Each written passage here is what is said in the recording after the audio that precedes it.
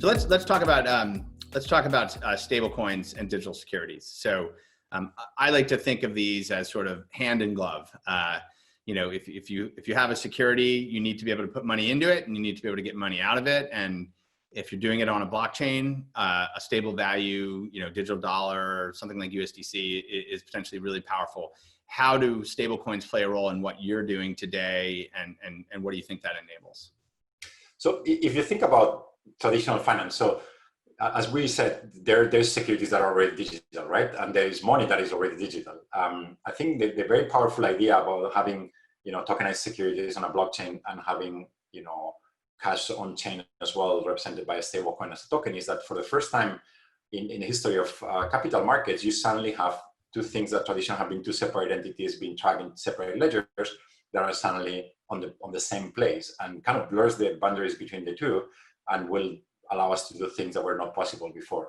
So if you think about, as you mentioned, the process of purchasing a security, it's kind of a disjointed process, right? You have the security somewhere, someone has the ledger saying that you want that security, and you're going to sell it to someone else. So someone has to update that ledger saying that, the security moved from Jeremy to Carlos.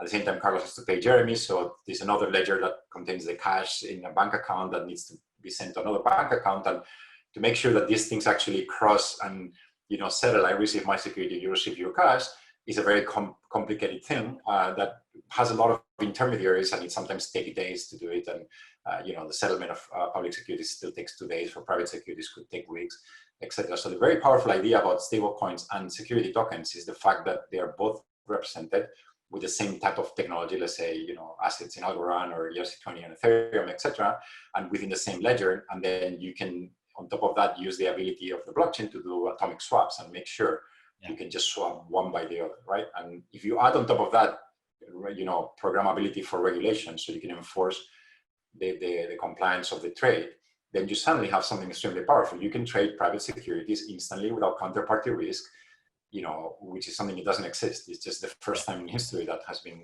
enabled. Yeah, I mean, and like a smart contract that represents like a bond, right? A corporation that says, hey, send us dollars. You're going to get this, the promise of a return over time. The dollars come in through the smart contract. They go into the corporate treasury of the company as a stable coin.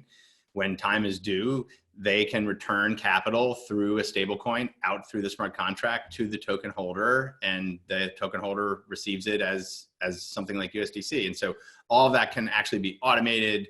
It can all be done on chain. It can all be done very inexpensively. And so the security itself in your world is this, it actually is providing the mechanism of how value comes in and out.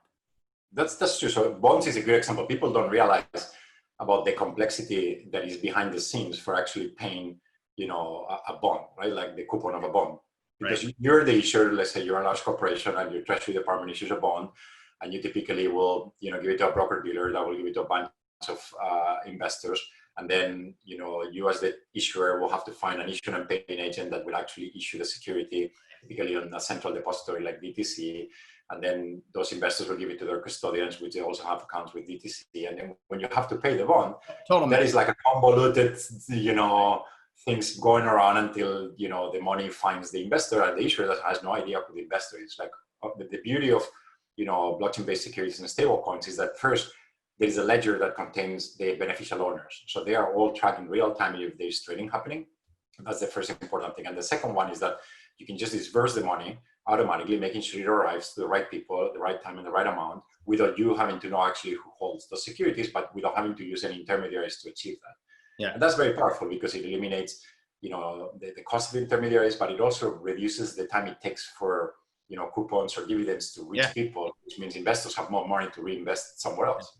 So. You just announced a use case I thought was really powerful, and I think we've got something going up on our site talking about it today, which is this. I think it's paying dividends in stablecoins, and one of your clients did that. Do you want to talk about that for a moment? Yeah, so we've started having customers that have issued digital securities that want to leverage the advantages of the digital securities. So this was kind of like the first time we actually did the dividend payout. So we gave people the option of using the wallet that has already been registered with us and contains the securities to receive payments in stable coins. We actually use USDC, or or just, register a bank account and then do the payout. And the interesting thing is that 60% of the people opted for getting the money in USDC, which for us is great because it's cheaper for everybody, it's faster, it's more accurate, and there's less manual process involved. So I hope to see more like 100% native, issuances and payouts that are all done with stable coins and digital securities, because that's definitely the future to eliminate friction and cost.